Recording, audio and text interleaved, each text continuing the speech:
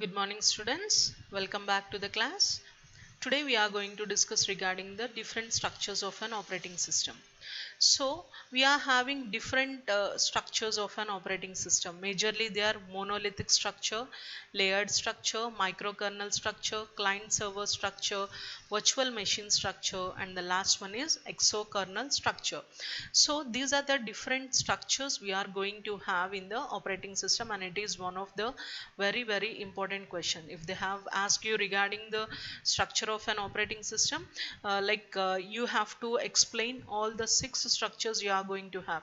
If they have asked you in a short answer what are the different structure of an operating system, like you have to explain a simple structure as well as the layered structure. Simple structure we call it as a monolithic structure also. So why we are going to have these different structures? So the structure of an operating system depends mainly on different components that are interconnected, how the components have been interconnected, and how the functionality has been changing from one structure to another structure, what are the drawbacks we are having in particular structure, and how we have overcome those drawbacks in our another structure. Everything we will be going to see in the structure of an operating system. So here there are majorly six structures, and the first structure is monolithic structure. This monolithic structure we call it as a simple structure also. Why? Because like you will be going to have the application, user programs, and the hardware, the simple structure. So where here the entire operating system is in the working in kernel space only. Like as we all know, we have the user space as well as the kernel space, is it not so? So we are going to have a user space as well as a kernel space. So when it comes to this monolithic structure, so this is the user space, and this one we are having the kernel space. When we are talking regarding this monolithic structure, everything we are going to do in the kernel space only, but not in the user space. So this we also call it as a simple structure also. Kernel space is nothing but like operating system. One part we are going to have a kernel. What is the importance of kernel? In the sense, kernel is the one which is going to look after all the hardware activities of the system, that we call it as a kernel. So when it comes to this monolithic structure, the monolithic structure will be working in the kernel space only. So that is the monolithic structure. So the increase in the size of the kernel as well as the operating system. Why? Because everything we have to do in the kernel, so that we need to have much of the kernel space, and as well as we will be going to have the operating system to be in a 64-bit or more version bit we'll be going to in need of. So that is the monolithic structure. Here comes the monolithic structure. We are going to have the main function, operating system services, and the utility functions. Like in the simpler way we call it as the user programs, like operating system, as well as the last one is the hardware devices. So in a monolithic structure, like a single structure and single way they'll be going to follow from starting to the ending. Like if they want to process, in the sense each and everything has to cross from 1 2 3 stages. Must and should they have to start from the beginning, that is the main function, and they have to end in the utility function only.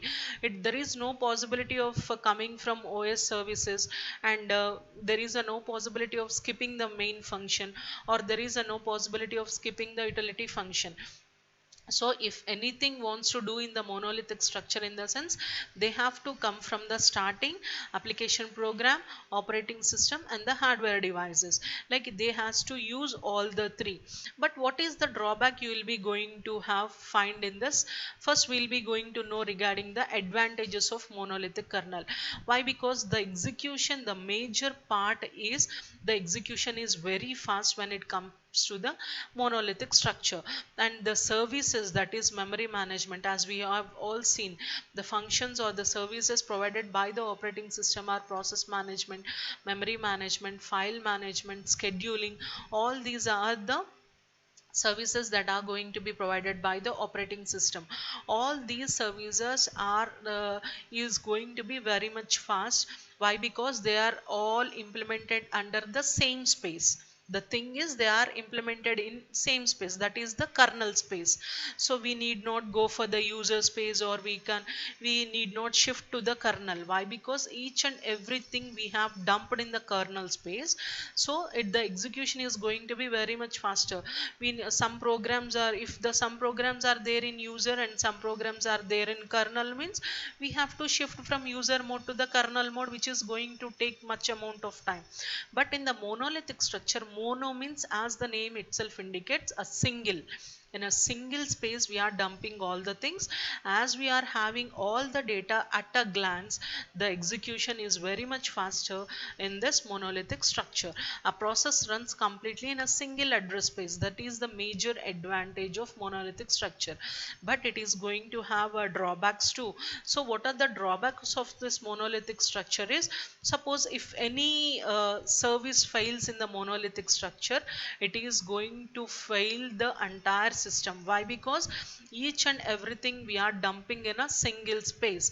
If something has crashed in that space, the entire program or the entire thing what we have dumped over is going to be crashed. So that is the major drawback what we have faced in the monolithic structure. And to add any new services, the entire system need to be modified by the user. So that is one of the major important drawback of the monolithic structure. But the main advantage is monolithic, as the name itself indicates. Mono means single. In single space we are dumping all the programs. That which space we are making use of? We are making use of the kernel space. So whatever the thing we are going to do, we are going to dump in that kernel space. So everything is there in the kernel space, the execution is going to be faster. And that is the major advantage. And the major drawback is all are dumping in a single space. If anything crashed, means the entire system is going to be crashed. That is the major drawback. And the second one is, if you want to update any new thing, the whole system has to be changed. So that is the another drawback what we have faced in this monolithic kernel. And the second one is the layered structure. So what the drawback we have find over there, as everything we are dumping in a single space, that is the single address space, kernel space. If anything crashes occurs, the whole thing or the entire thing is going to be crashed. So in order to overcome that drawback, what we have gone for is, we have gone for the layered structure. So here we are not dumping all the things on a particular or a single address space. We have created different modules for different things. So here we are having 6 tasks to be done. Suppose user programs, IO buffer, process management, memory management, scheduling, and hardware related. So all these things are split into different layers. So here comes the diagram. As you have seen in the diagram, here the hardware layer falls in the first layer, and in the second layer CPU scheduling, and in the third layer memory management, fourth is the process management layer, fifth one is the IO buffer, and sixth one is the user programs. Here we are not dumping all the things on a kernel space. Here we are dumping different things onto the different layers. Suppose if I want to do any sort of process related things, I'll be directly going to the fourth layer. Why? Because fourth layer is majorly concerned with the process management. If I want to go related with some memory things, I'll be going for the third layer. Why? Because layer 3 is whole and sole responsible for the memory management. If I want to do any hardware related items, then I'll be going for the first layer. So instead of going from the starting to the ending in a straight way, here wherever I have to go, which part I have to use, which module I can access, I can go with that particular module instead of accessing all the modules. Here you can find the advantage over here itself. Suppose if anything crashes in layer 3, only that layer 3 will be spoiled. Remaining all the 5 layers are in safe state. If anything happens in the layer 1, only that layer 1 will get crashed. Remaining all the 5 layers will be safe. If any 2 layers have been crashed, remaining all the 4 layers are in a safe situation. That is the major advantage we have found in the layered structure. But we don't find that in the monolithic structure. Even though the execution becomes very fast in monolithic structure, but crashing is the biggest hectic we faced in the monolithic structure. So in order to overcome that drawback, what we have done is we have gone for the layered operating system. Layering means we have divided into different modules, and each task we have kept in a single module. Fine. So this is how layering occurs. So this finds the very advantage. User programs, in the sense, this is the highest layer. The details regarding the user programs and applications that run in operating system, such as word processing, games, browsers, etc., all comes under the user programs. So all these things will be going to done in the user layer only. Second one is the IO buffer. It is one of the important concept, important thing in the computer systems. Why? Because input output systems plays a vital role. They provide the user with the great means of interacting with the system. Because of the input systems like your mouse, keyboard, we are going to interact with the systems. With the use of output printer and scanner, we are going to take the information from the system. So this layer handles the buffers for the IO devices and make use of working correctly. So this is the input output layer. And next the one is the process management. As we all know, process management is one of the functionality of an operating system. Managing of process is known as a process management. So this layer is responsible for the managing of processes. That is, which process has to be assigned to the CPU, which process has to be assigned next second to the CPU. If process 1 has been assigned to the CPU, how much time it is going to be there in that, how much time it has to execute in that CPU. If process 2 is there, how much time we have to give in order to execute in the CPU. That process management things, all the things we'll be going to do in the process management. When it comes to the memory management, managing the memory, we call it as a memory management. Like as we all know, we are having two different memories, main memory and the secondary memory. Majorly we are also having cache memory, associative memory, all the memories we are having, but we are majorly concerned with the main memory and the secondary memory. Each and every task that is going to be executed must loaded onto the main memory, but we know main memory space is very small. We can't accommodate all the instructions onto the main memory.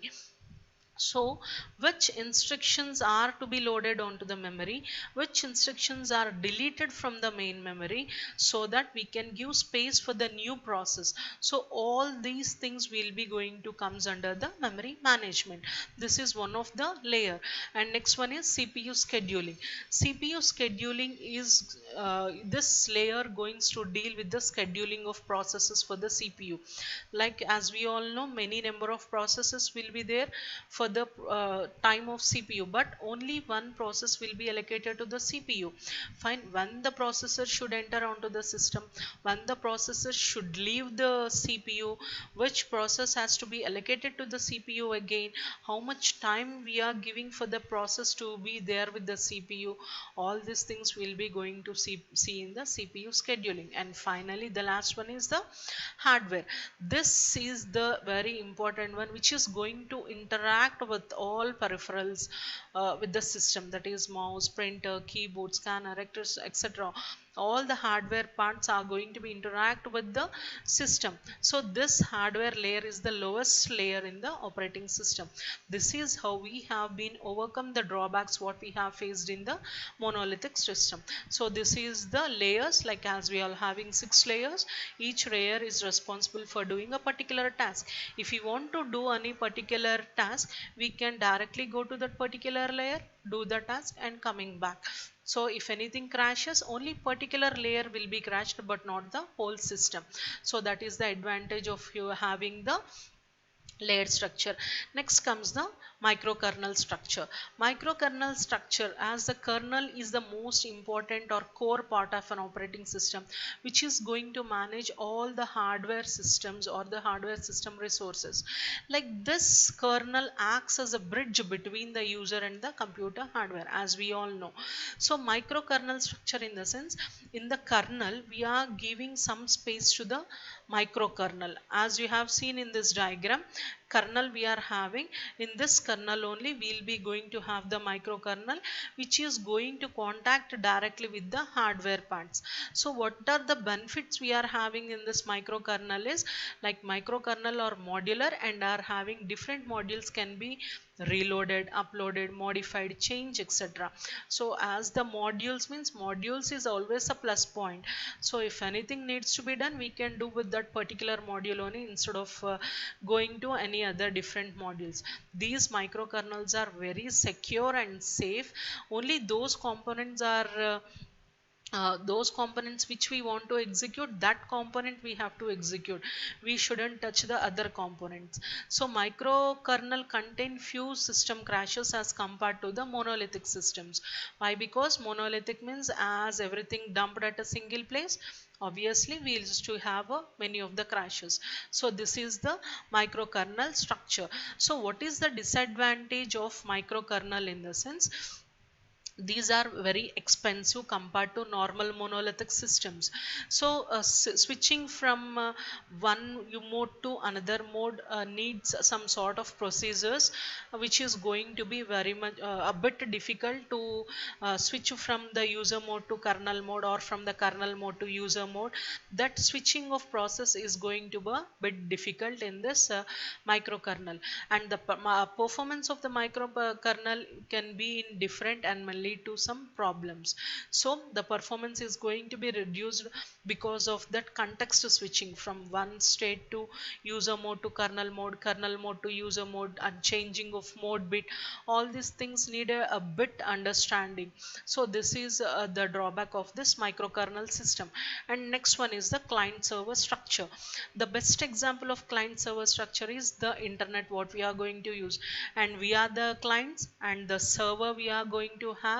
The mediator is the internet, which is going to connect between you people and the server. So this is the client server structure.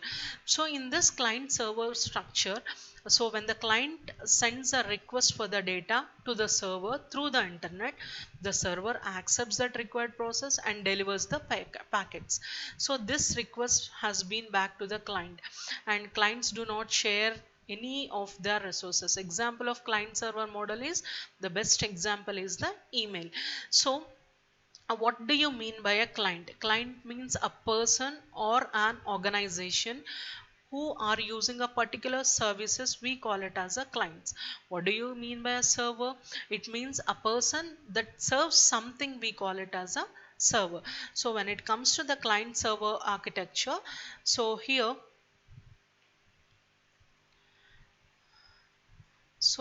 we are going to have the client system, and here we are going to have the server system. So how the client is going to be contact to the server? By making use of internet. This is the best example of client and service systems. Many clients will be there. These clients sends their request. These clients sends their request to the server through the internet, and server in turn returns the things to the client. So this is the client server operation. Fine. So the client means, as I have said, it means a person or an organization, like which are going to request a particular operation or a particular service. I need that service. Through which medium they are going to send? Through internet they will be going to send to the server. What do you mean by a server? Server is the one which is going to provide services to a particular client. Whatever the service I have requested, that server is going to provide that services to me. That is known as a client server system. So this is the best example of a client server system. There are many number of clients, and these clients request services through internet to the server, and the server is one which is going to provide the responses to the services what we have required. So that is the client server model. So the best example, the best advantage is it is a centralized system. Why? Because we are not distributing the data among all. We are keeping all the data onto the server, and from the server we are getting the services. So when it comes to the cost, it is going to be very less. By maintaining one server, the cost is less. Maintaining of one server, the maintenance is also going to be less. The capacity of client and server can be changed separately. So these are the advantages we are having in a client. If we are having anything, we will be going to have a pros and cons too. So what are the drawbacks you will be going to find in this client server model is, when we are transferring the data from server to the client, in the transferring, in that medium of transfer, changing of packets can be possible, changing of data can be possible. So clients are prone to virus, so that is the major advantage. And data packets may be changed during the transmission, like phishing on or capturing logging credentials is also possible when we are going to have the client server architecture. So there is not much security provided for our credentials first. So when we are going to pass the information from client to the server through internet, and the server is going to sends back the data to the client by making use of a medium, that in that medium there is a lots and lots of chances of losing our credentials, like hacking of our credentials. Phishing is going to be possible. So, and clients are very much prone to viruses. These are the different drawbacks you will be going to find in the client server architecture. And next one is the virtual machines. What do you mean by a virtual means it's an illusion, like we are going to have the virtual memory, the memory which we are thinking that we are having a large amount of memory by our side, but actually it doesn't. Like we are, by making use of some services, we are creating an illusion that we are having a large memory. Here comes the virtual machine structure. So virtual machine structures, like it is going to abstract the hardware of a personal computer, such as CPUs, memory, hard disk, printers, plotters, and everything into different execution environments. Fine. When it comes to the virtual machine, like we'll be going to have a feel that each execution environment is handled for a single person. But actually it is not like that. Only one thing, one system will be there, and that is going to provide services for all. But what we feel is, I'm having a particular server and you are having one other server. That server is going to provide responses to you, but it is not the case. It's an feeling that we are having a single system, a single service, face to face dealing, but it is not the thing. We are creating an illusion that virtually they are going to have many of the systems. And if we run different processes on an operating system, it creates an illusion that each process is running on a different processor, having its own virtual memory. But it doesn't happen. We'll be going to have a single memory, and that memory is going to be shared by all. But when it comes to the virtual machines, virtual memory, we will creating a feel that they are having different processors with the different memories, and each processor is having one memory.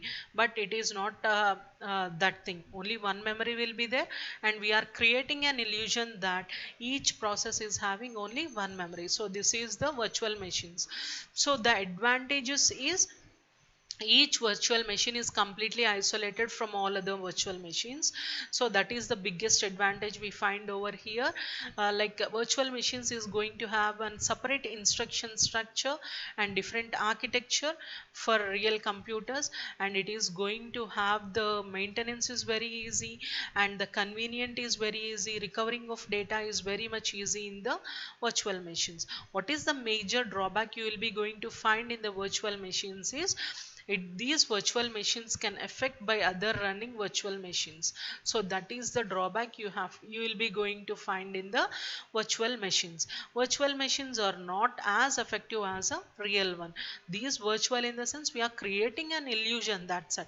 So these, as illusion doesn't work properly, these virtual machines are also having some troublesome when we are going to do in this virtual machine environment. And the next one is exokernel. This exokernel it is one of the architecture of an operating system. This exokernel moves all the hardware abstractions into an untrusted libraries known as library operating systems. Why? Because exokernels are something like that, in which we are going to have the task to be executed with the proper guidance and with proper idea. The main task or main goal is to ensure that there is no forced abstraction. So that is the main goal in which we can provide in exokernel. But what is the disadvantage is this exokernel is not much used, and this is not much used by the many systems. So this is the exokernel. Here you can find normal kernel. Beside the normal kernel you can have the exokernel. This exokernel can communicate with the hardware directly instead of uh, instead of going for the libraries, going for the normal kernel and then hardware. This exokernel can handle the programs directly, or can make the programs directly connect to the hardware. This is the main advantage of using the exokernel. So the advantage is user space allocations are allowed to implement their own. Applications can make more efficient and intelligent the use of hardware resources. But the drawback is this technology is not thoroughly researched.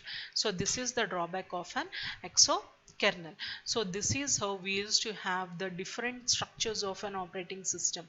So basically, if they're going to ask, means like you have to write about the simple structure and the layered structure. Simple structure is nothing but the monolithic structure. When it comes to an essay question, like you have to answer all the 6 different structures with the diagrams along with the advantages and disadvantages. And that's all for today, students. Like, as this operating system structures are very important, go through the videos and get a clarification regarding this structure of an operating structure clearly. Fine. Thank you all, students. Have a nice day.